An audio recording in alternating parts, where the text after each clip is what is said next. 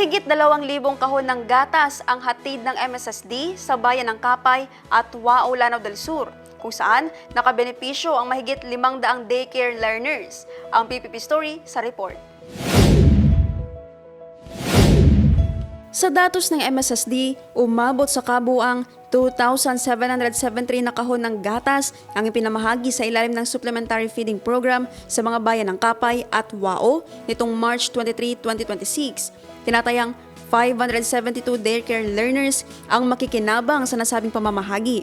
Sa bilang na ito, 388 na mga bata ang mula sa 42 Child Development Centers sa Wao, habang 184 naman ang mula sa 20 CDCs sa Kapay. Bago ang distribusyon, sumailalim muna sa masusing inspeksyon ang kalidad at kondisyon ng mga gatas.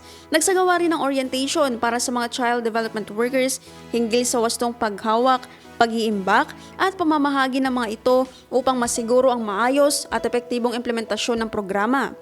Ang SFP ay isang nationally funded program na ipinatutupad ng MSSD na naglalayong mapabuti ang nutrisyon ng mga batang Bangsamoro na nasa early learning institutions.